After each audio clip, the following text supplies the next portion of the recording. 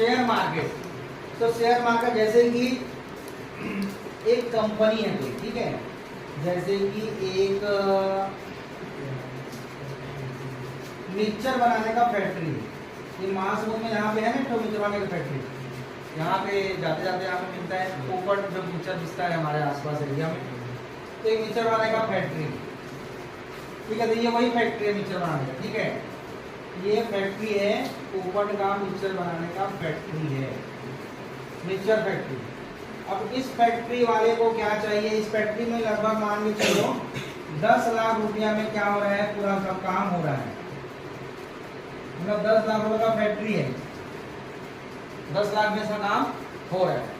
इसका काम कहाँ तक हो रहा है, तो 10 लाख में इसका काम हो रहा है महासमुंद तक,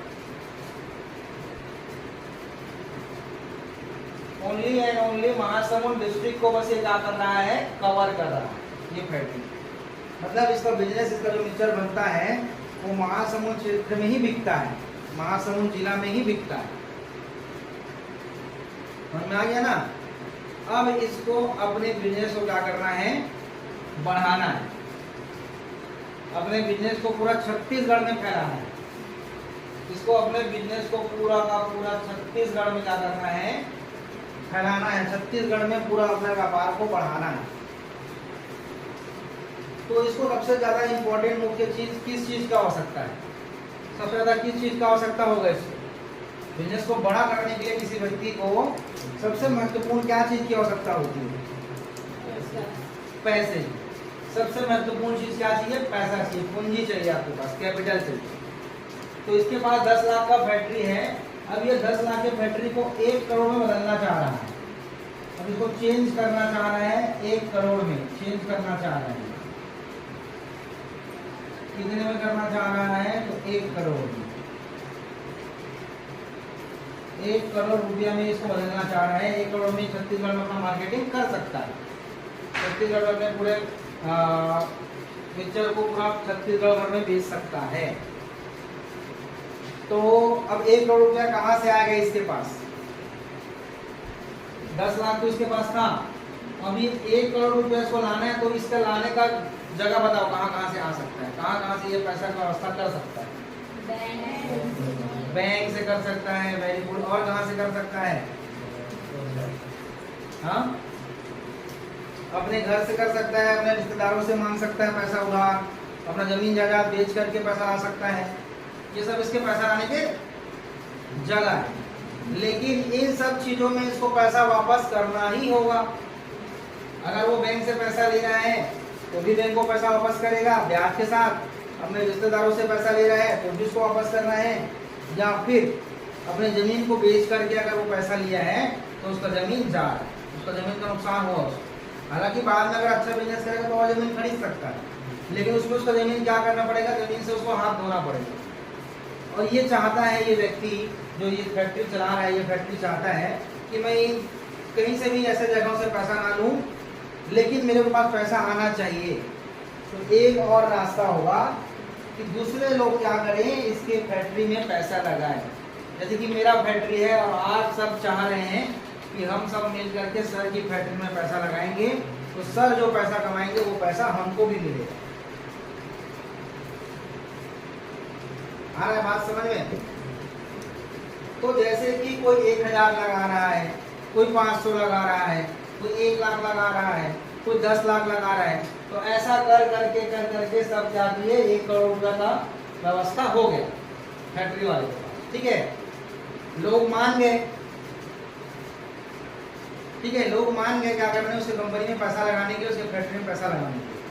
तो उसने क्या किया, 1 करोड़ का व्यवस्था कर लिया। अब 1 करोड़ से क्या कर रहा है, वो बिजनेस कर रहा है।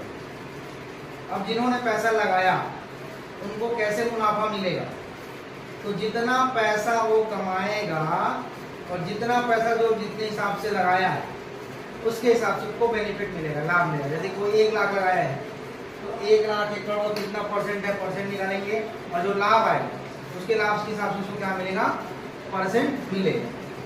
आ रहा है बात समझ में? तो वैसे ही क्या होता है, भारत में शेयर मार्केट में लोग पैसा लगाते हैं। ये जो मार्केट है ये भी बाजार ही है, यहाँ हमने पैसा लगाया और यहाँ से हमको लाभ मिल रहा है। तो वैसे ही भारत में मार्केट है, बाजार है चीज़ों का, हर चीज़ को बेचने और खरीदने के लिए बाजार बनाया गया है। उसी बाजार में हम क्या लगा रहे हैं, पैसा लगा रहे हैं, और उस पैसे से हमारा हमको क्या मिल रहा है, लाभ मिल रहा है। जितना अच्छे से वो कंपनी बिजनेस करेगा उतने अच्छे से हमको क्या मिलते जाएगा, लाभ मिलते जाएगा। तो जैसे कि आप ये कंपनी जब क्या किया, इसको 10 लाख से 1 करोड़ की जब इसको जरूरत पड़ा, तब इसने क्या किया, एक शेयर इशू किया। अपने कंपनी का क्या किया, शेयर इशू किया। शेयर इशू करना, इसको कहेंगे शेयर जारी करना। शेयर इशू किया इसने, ठीक है, शेयर इशू किया।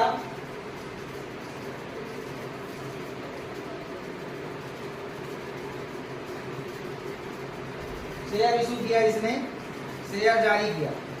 अब जब इसने शेयर जारी किया तो लोगों ने इसके शेयर को खरीदना चाहा कि हाँ मैं इस कंपनी में पैसा लगाना चाहता हूँ, ये कंपनी आगे चलकर तो भविष्य में अच्छा काम करेगा, मेरे को अच्छा लाभ मिलेगा। तो ऐसे ही भारत में सभी लोग अपने अपने समझ के हिसाब से अलग अलग कंपनियों में क्या करते हैं, पैसा लगाते हैं। शेयर को कहते हैं हिंदी में अंश, और जो इस व्यक्ति का जो जिस कंपनी का शेयर खरीदता है वो उस कंपनी का शेयर होल्डर कहलाता है, अंशधारी कहलाता है। अंश को खरीद लेता है तो अंशधारी हो गया, शेयर को खरीद लिया, शेयर को होल्ड कर लिया, शेयर होल्डर हो गया। तो इस तरीके से अब जितना जैसा वो व्यापार करेगा कंपनी, उसके हिसाब से उस शेयर जिसने खरीदा है उसके हिसाब से उसको क्या मिलता जाएगा, लाभ मिलते जाएगा। आया बात समझ में, आया समझ में सबको? तो ये होता है शेयर मार्केट, ठीक है। इसके आगे के डिटेल्स को और जानेंगे, अभी लंबा है इसका, ठीक है। चीज़ों को अभी हमने शेयर खरीदना बस सीखा है। शेयर क्या मतलब, शेयर क्या होता है ये जाना है सबसे पहले, ठीक है। शेयर मार्केट क्या होता है ये जाना है, आगे डिटेल्स में और सब चीज़ों को जानोगे। चलो।